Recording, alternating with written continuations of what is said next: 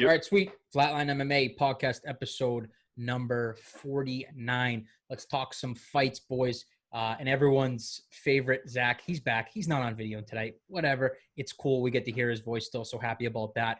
Guys, UFC 253 this past weekend, 2 title fights. I think we all thought and wanted this to be a great pay-per-view card. First pay-per-view back on Fight Island, headlined by 2 undefeateds, Israel Adesanya taking on Paulo Costa. And the co-main, we had Jan Blachowicz taking on Dominic Reyes for the light heavyweight scrap. We had some really great fights here, so let's just kind of start off with the main card opener. Hakeem Dawodu taking on Habib's teammate, Zubaira. This is a catchweight fight. Zubaira came in, I believe, 4 pounds overweight, so this was a catchweight at 150. Dawodu getting it done via split decision, which, to be completely honest, I really didn't have it as a split.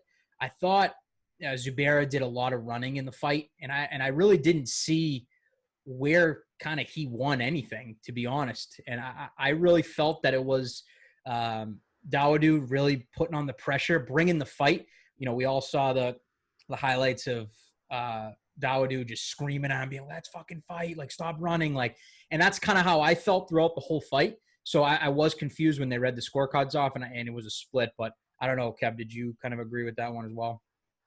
Yeah, I thought it was unanimous as well. Yeah. I mean, Hakeem was walking him down the entire fight, really bringing the fight to him. Like you said, he was yelling in the middle of the fight. Yeah. He wanted more action out of Zubaira. But, yeah, he definitely won the fight. He looked good. I don't know if the weight cut maybe had an effect on Zubaira's performance, or he didn't recover well, or he had an off night or something. Yeah. But didn't really look like himself. But I don't want to take the credit away from Hakeem because he fought a great fight, and he, in my opinion, won that pretty handily. Yeah, no, 100%. I thought it was just overall great performance by him. And he's someone that's actually been, super impressive coming into, the UFC. Obviously, he took out our boy Kyle Bochniak a couple fights back. This kid's on a 5-fight win streak. I know he called for a top 10 opponent. I see this kid being a stud, being a problem for the division. So obviously huge win for him over a guy like Zubaira, how tough he is, how skilled he is. So great win for Hakeem there. And then moving on, we had women's bantamweight bout. We had Ketlen Vieira taking on Sahara Eubanks. I thought, kind of easy work for Vieira, but she got it done via unanimous decision. Obviously happy with that. I thought she was the one that really controlled the pace of the fight. And I think Sahara really didn't have any answers for us. So obviously not too much to talk about there, but I agree with the decision. Obviously, flawless performance by Vieira. Kev, what do you think about that? Yeah, I really didn't have many thoughts on that one. I think Vieira came in as the favorite in that fight and kind of did what everyone expected. Yeah, exactly. I think that went exactly how everyone expected to. So obviously, big win for him, big win for her. Sorry about that. In the bantamweight division. So I know we got a lot of fights there that need to be played out. So big win for her there. So we'll see what happens with her next.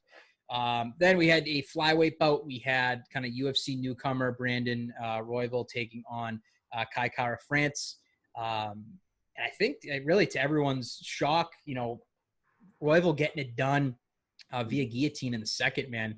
I thought just overall, really great performance by Royval. And it's someone who really only has one other UFC performance. We saw him, submit Tim Elliott a couple months back. I believe that was back in May on the Woodley Burns card. So this kid, he's dangerous on the ground. And Kai Kara France is someone who was like surging through the flyweight ranks. So I think big win. So what do you think about Royval's performance there? Yeah, he looked awesome. It was a great fight too, and it definitely earned the fight of the night. Both knocked each other down early in the first round. That was a crazy exchange. Royval got knocked down, comes up with a spinning elbow, knocks down France. Unreal, yeah. That was so crazy, and then transitions right into submission attempt right off that. So but after that point in the fight, I think Royval kind of just took it. He looks great, with his grappling. His striking was really good. I think towards the end of the first, he rocked him with a knee as well, and then he ends up getting the submission early in the second round, or late in the second round. Yeah, I mean, just overall, really great performance for someone with that little UFC experience, taking on a guy as well-rounded as Kara France. I mean, you couldn't ask for two better UFC fights in your career there. So, and that's going to have him surge really up the rankings here. I think he was 9, Kara's 7. So he's probably, I'm assuming he's going to take that spot. And then obviously, I'm assuming getting a top 5 opponent next. So obviously, big congrats. And then you have a nickname like Raw Dog. I mean, he's already a legend. So I was pumped when I heard that. I actually didn't even know that. So absolutely hilarious. So good for him. Big fights in the horizon. See, Dana White wanted to get rid of the flyweights, man, but I feel like they've been exciting ever since, man. I think they got the message and they've been turning on. They've had some great fights these past couple months, man. So super impressed. Excited to see the flyweight division kind of play out there as well. And then next, let's get to the one of 2 title fights. We had the vacant light heavyweight belt up for grabs. Jan Blachowicz taking on Dominic Reyes.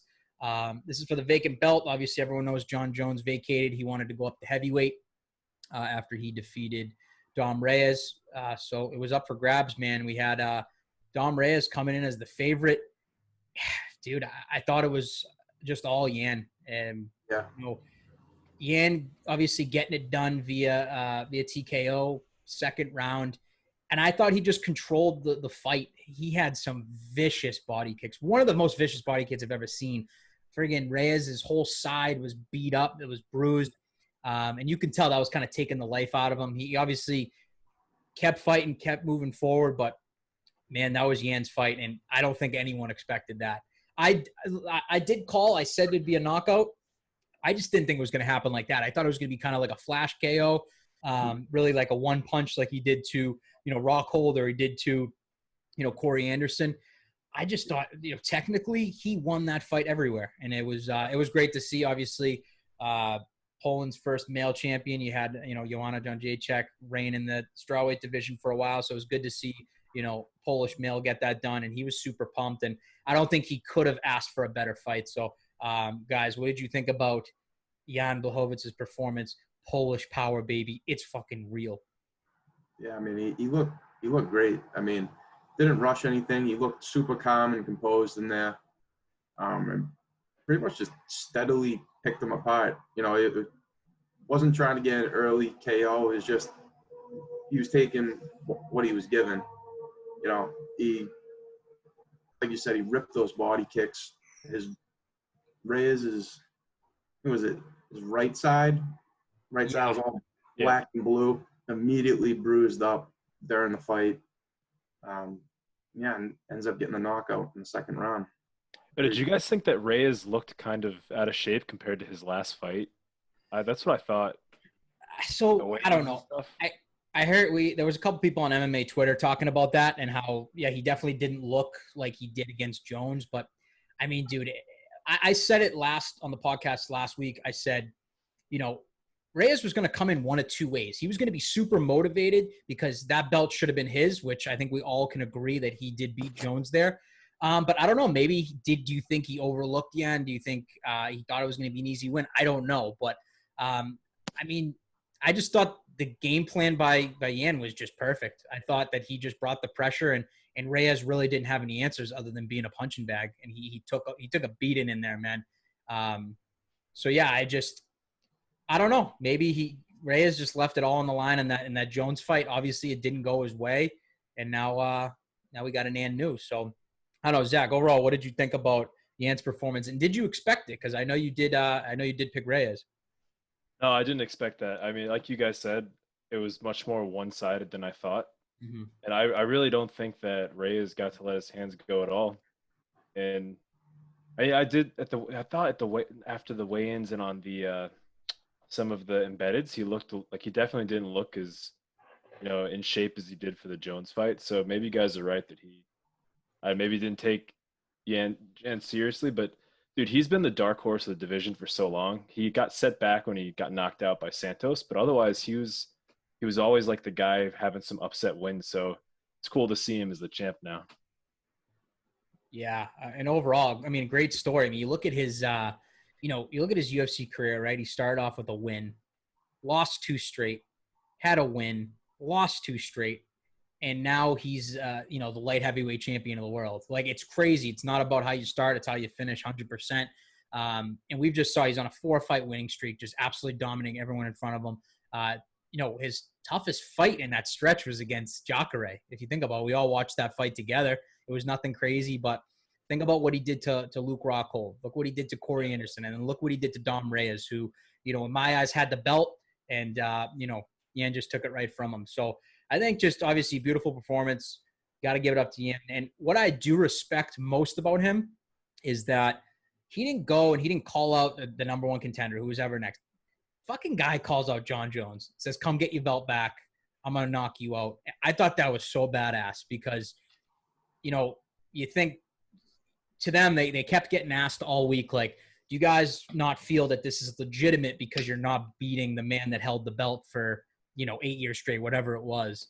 And, you could tell that it rattled both of them being like, listen, we're going to get a shot at him. We're going to get a shot at him. So do you guys think that that's the next fight to make? Or do you guys just want to see Jones out of this division, let, Yan kind of run this for however long he does it, let Jones do his work at heavyweight? Or would you like to see that? Because we want to kind of legitimize Blachowicz' win, because then if he knocks out Jones, man, that'd be huge. But I don't know. What do you guys think should be kind of next for Jan there? I don't think I think I'm a lot more excited to see Jones go into heavyweight and take a big fight over there rather than fight Jan. I think a good fight for Jan right now would be him versus Santos to avenge that loss. Trying to think of who else in that division would be a good fight for him. I mean, you got to think you got Glover taking on Thiago soon, right? So you got that fight, so it could be winner there. You got 2 of the rising stars. You got Jerry Prochazka, whatever the fuck his last name is, and then you got Rakic, who's obviously coming off a big win. Other than that, man, it's just like that's it. I think I really like the Santos rematch. I think that would be huge if he can avenge that loss. But yeah, obviously Jones was talking his shit afterwards, all that stuff. And I agree. I don't. It doesn't really interest me him going back and trying to take that title. It's like I want to see what he can do at heavyweight. He's been talking about it for years. He's been talking about it for too long. So I want to see him do his thing at heavyweight. Let someone else kind of reign over the division for a little bit, and then we'll see from there. But I don't know, Zach. What do you think the next best move for Jan is? Do you think he should take the winner of Teixeira Santos? Yeah, I think that's the way to go. I don't think that John Jones is going to go back down anytime soon. It wouldn't make sense. Why else would they, take the belt from him?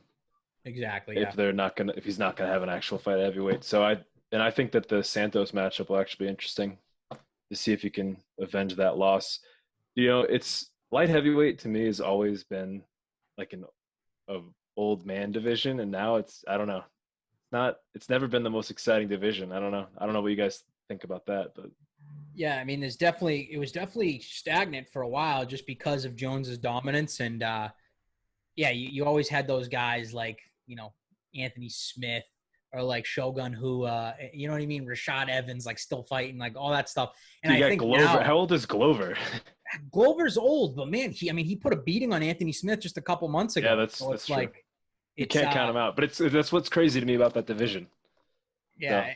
Now there's some young blood, obviously, like Johnny Walker getting back in his winning ways, right? You got guys like Jerry, you got Rakic, you got obviously Reyes was up there as a younger guy. So I think there's definitely some new blood in there, and I'm excited to see someone else reign for a while, whether that be one fight or whether that be 10 fights in a row. I'm just excited to see some new blood in there. Jones had his run, DC had his run. DC thinks that Jones should go down and try to get his belt back, but which is surprising. But I think overall light heavyweight division, we got a new king congrats to the Polish power, Jan Blachowicz. Excited to see what the UFC and himself want to do next. So that was a fun one. I think that was a shocker for a lot of people, not for me, because I believe in the Polish power, boys. I've been telling you about the Polish power. So congrats, Jan. And then let's get to the main event, boys. Middleweight championship bout. We had 2 undefeateds, which in this sport is basically almost impossible. 2 guys in their prime. We had Israel Adesanya, the champ, taking on Paulo Costa.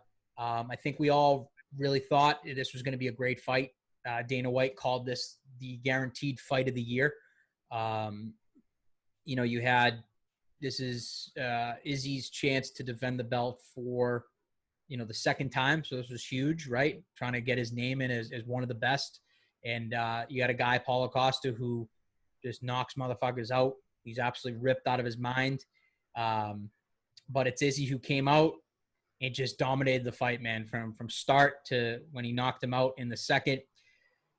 I don't know about this one. This disappointed me. I felt like Costa couldn't get anything going. I feel like he was timid. I feel like he, didn't go full Yoel Romero on him, but I feel like he just couldn't pull the trigger. And I think he got 2 shots in on Izzy. I think they were 2 body shots.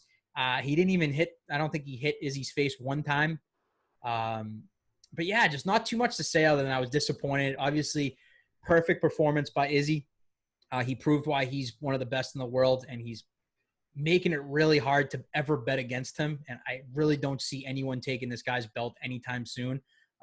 So what did you guys think of the performance, Izzy, second round TKO of Paulo Costa? Yeah, it kind of was a letdown because even though Costa didn't win, not a lot of people expected him to win. He was the underdog in this fight. I think a lot of people expected him to at least win the first round. Yep. Because Izzy usually starts off with a, failing out process. And Costa, most of the fights that we've seen, he's running right out of the gates. So that would have been, his perfect opportunity to kind of put some punishment on Adesanya, and he didn't do it. He didn't really need that failing out process either. He went right into it and he started flowing right off the belt. Yeah. So, yeah, awesome performance for Izzy. Landed a ton of leg kicks. Didn't really get hit much or at all. I was in no type of danger. Didn't take any big shots. And he just slowly picked away until he finished the fight. Yeah. Dude, it was just a beautiful performance because it was Izzy got criticized so much after that Yoel fight, and he really proved to people that it's like, he's the real deal, man. And he, like you said, just beautiful display of leg kicks. I think Costa really didn't know what to do. It was like he froze in there. Like I just didn't expect that to happen at all.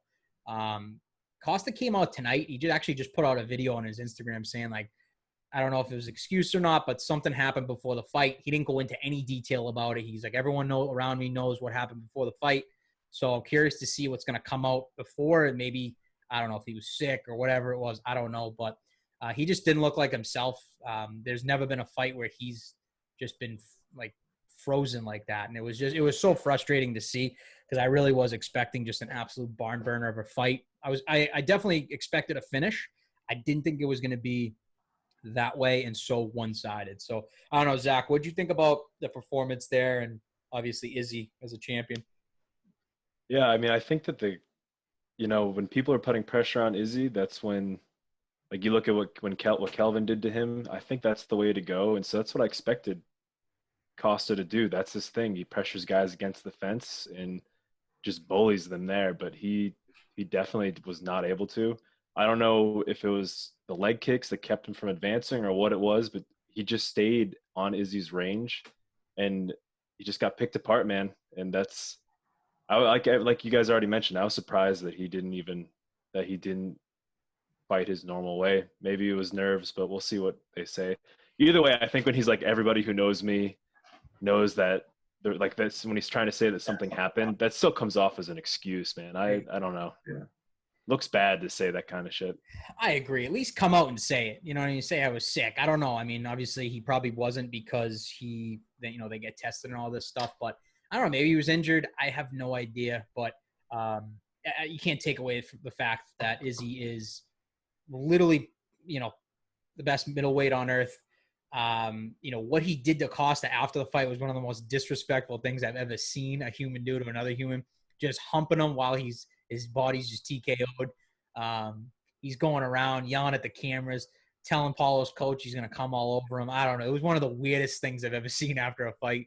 But I mean, to be honest, do you guys see anyone beating Izzy anytime soon? I really think Izzy could reign for another, 3-4 years and just have fights like that, man. He's that dominant. And I think, in that Kelvin fight, he had a little adversity, right? But even in the Yoel fight, man, there was a couple bombs that he got away from. He was in no danger there. Realistically, in his last 3 fights, he's taken 0 damage. That's pretty. And against guys like Whitaker, who's an absolute monster, who gets in wars with everyone. Yoel Romero, who's an absolute monster, and then Paulo Costa. I mean, and the guy's been flawless in 3 straight fights. That's 2 title defenses for him. He's getting up there in terms of kind of records, and he's an undefeated fighter, 20-0. Can you guys see him maybe fighting 10 more times, getting to that, 30-0, or getting to Khabib's 28-0? I really just don't see who's going to beat this guy. I really don't. He's so good. Yeah.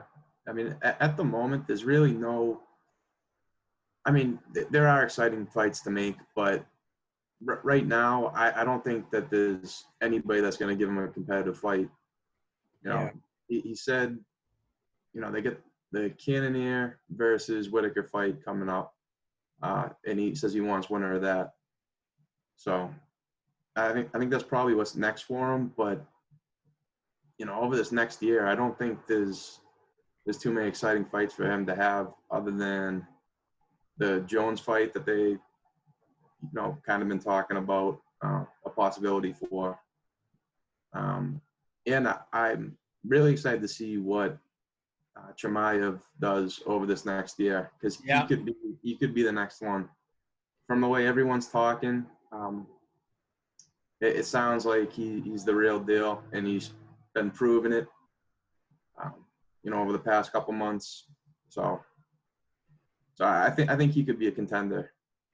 That's actually a great point. So my next question is, he's at the point now, right? He's defended his belt twice. He's taken out everyone that they put in front of him. He's a 20-0 champion.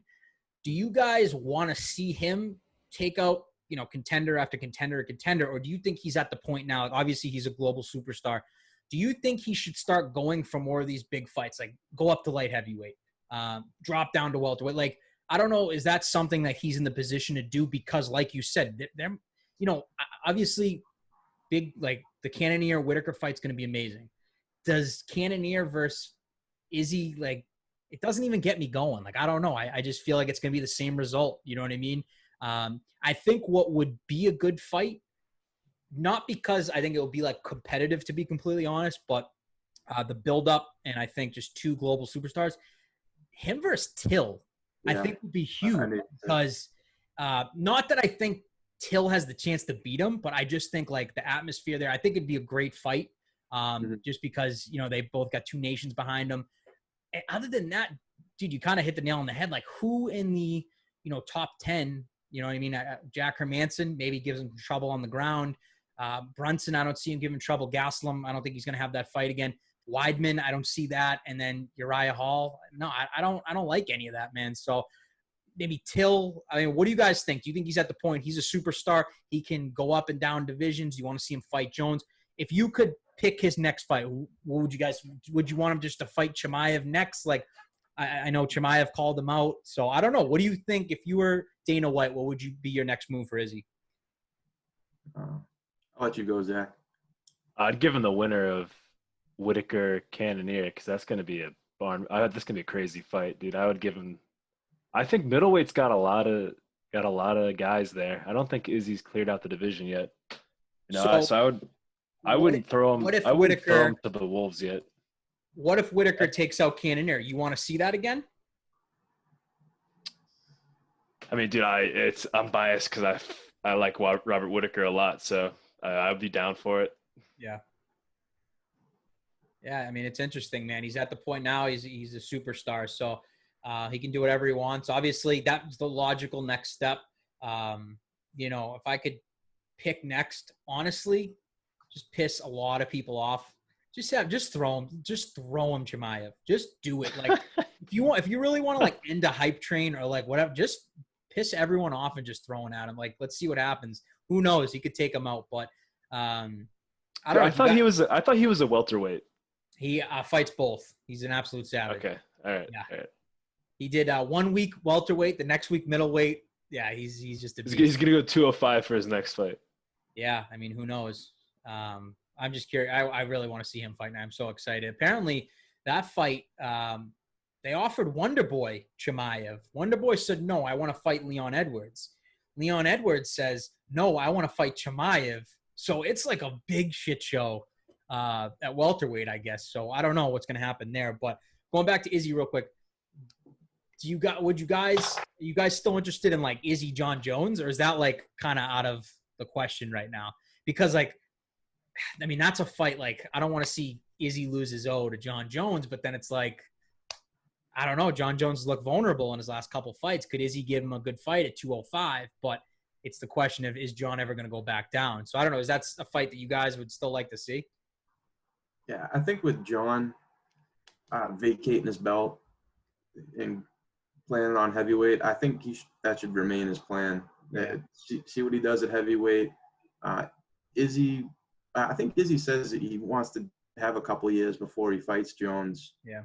Anyway, so I think in the meantime, they should just kind of carry on with what they plan on doing. Izzy stay at middleweight. Jones try to make a run at heavyweight. And then, if Izzy's still the middleweight champ, at that point, he would have run through everybody. He would have to move up to light heavyweight, and I see him and Jones fight at that point. I think would make sense. Yeah, we'll see what happens, man. It's obviously, he turned a lot of heads on Saturday night with an absolute dominant performance. So he's in the position now where he can kind of call his shot. But obviously, congrats to Izzy for defending your belt for a second time. You're turning yourself into an absolute legend. So Dana White, curious to see what's going to happen next with Izzy. And then Paulo Acosta, man, obviously he's still one of the most dangerous men on earth. He's got so many fights that, fun ones that they could make for him as well. So he'll be back. He'll be better than ever, like they all say, UFC 253 in the books. It was fun. I was super stoked. 2 title fights. We haven't had that in a while. So good to see that back. Good to see a vacant belt. Couple, an and new. We had an and still. Great night of fights, ladies and gents. And then moving to next week, just want to touch upon the main event. My boy Kevy is just eager to talk about this one. So excited about this. We have UFC Fight Island 4. I believe that's what they're calling it now. We have Holly Holm taking on Irene Aldana. And that is a women's bantamweight bout. Guys, I'm assuming this is a number 1 contender fight because every time Holly fights, she gets a title shot after she wins or loses, so it doesn't matter. Real quick, I just want quick predictions. We don't have to get involved in this. Holm, Aldana, who do you guys got? I can tell you who loses. It's going to be us if we have to watch the fight. Hey. That is true. That is true. It's just a weak card. It's really disappointing. Very disappointing card. Yes. Yeah. But we're not fucking casuals here, man. At Flatline MMA, we're probably gonna watch it. Actually, I'm not even gonna lie to you guys. We're probably not even gonna fucking watch this. Probably watch the highlights after. But I'm gonna go Aldana on this one. I think that the way Holly Holm's record is, win, loss, win, loss, win. I think she's gonna lose here. Somehow get a title shot against Nunes, and then the rest is history. So. Kev, I know I'm not even going to get a prediction from you, so I'm not even going to ask you. Yeah, I mean, with Holly's, past fights, she's kind of squeaking out wins or getting dismantled. Yep. So I'm going to have to agree with you. I think Aldana probably wins this fight. And if not, it's going to be Holm by a very tight decision. Yeah, and people, Aldana's actually a beast, man. She's on 2-fight win streak. She actually just beat, coming off a win over Ketlin Vieira, who just fought on the UFC 253 card, who we saw just have a dominant performance. So can't count out Aldana. Listen, Holly Holm, we're a fan of it. We liked the Holly Holm that, knocked out Ronda Rousey. Like, where is that? Need that back in our life. Prove us wrong this weekend, Holly. Listen, the Flatline boys, we're here. We might be watching. You may or may not be watching. We'll be drinking beers maybe, but we'll be watching. Might not be watching. What else? Anything else we got going on? We got Jorgen De Castro. He's fighting on the card. He's another New England guy. Yeah, Jorgen De Castro. I think he was coming off a loss of Greg Hardy. I believe that was his last fight, so he's looking to avenge that. He lost a 0 in there, taking on Carlos Felipe. I think that's going to be a great fight. I wish that was the main event, to be completely honest. But, yeah, overall, not the best card. I think they could have done a better job at kind of and we have Carlos Condit fighting on the card, too. It's like, why is that guy just not on the main card? You know what I mean? Casey Kenny, that's someone to watch out for. Charles Jourdain, he's someone you could look out for. Court McGee. Oh, my God, Court McGee. Holy shit. We got a lot of talent on this card. I'm excited. But I think other than that, main card, really nothing impressive. You got I can't believe Jermaine Durandamy is actually back taking on Julia Pena. So overall, very lackluster card, but who knows? We've been surprised by cards that didn't look as stacked, and they ended up being all knockouts, all finishes. It was awesome. So UFC Fight Island 4 this Saturday night, ESPN+. What do we got, boys? Anything else? Any other news we need to talk about?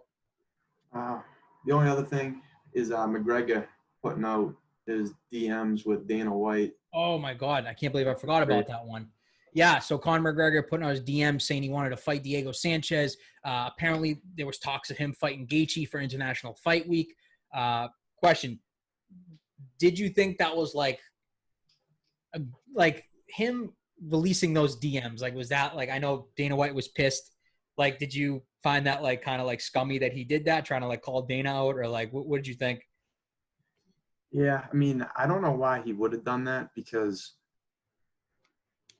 it's not going to put any pressure on Dana to actually make the Diego Sanchez fight, and I don't know. I don't know why he would have done that, because the UFC's, if he wanted a Gaethje fight, if he wanted a Ferguson fight, if he wanted pretty much any fight in the 150 division,